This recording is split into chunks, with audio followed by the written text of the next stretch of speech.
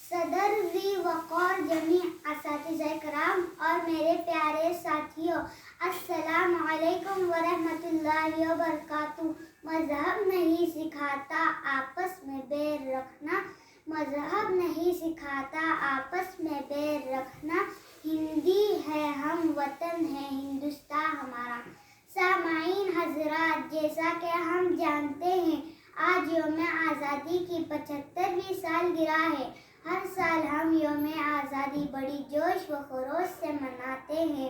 15 اگست 1947 کا سورج ہمارے لیے غلامی کی تاریکی سے نجات اور آزادی کی خوشیوں کا پیغام لیے طلوع ہوا تھا۔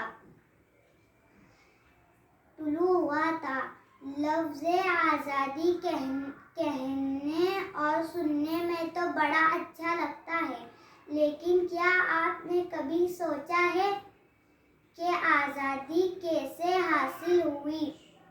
کیا ظالم انگریزوں نے ہمیں آزادی تحفے میں پیش کی؟ نہیں بھائیوں، آزادی کے لیے ہمارے علماء کرام، رہنمائے وطن نے کیا تکالیفیں برداشت کی، کتنی صعوبتیں جھیلی، اس کا ہم اندازہ نہیں لگا سکتے۔ کبھی جیل کی کال کوٹری ان کا مقدر بنی تو کبھی پھانسی کے پھندے کو اپنے گلے کا ہار بنایا۔ محترم حضرات، یہی وہ دن تھا جس میں ہمارے لاکھوں ہندوستانیوں نے قربانی دی تھی، یہی وہ دن تھا جس میں تحریکیں چلی تھیں، یہی وہ دن تھا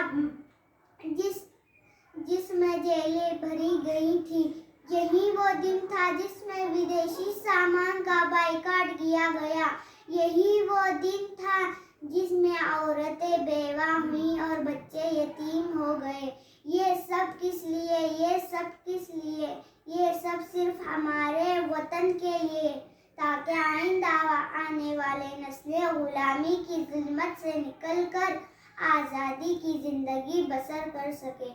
اسی وقت سے ہمارا یہ ملک آزاد ہوا، اسی دن کو ہم یاد کر کے یہ یوم آزادی مناتے ہیں۔ میں اپنی یہ مختصر سی تقریر ایک شعر کے ساتھ میں ختم کرنا چاہتی ہوں۔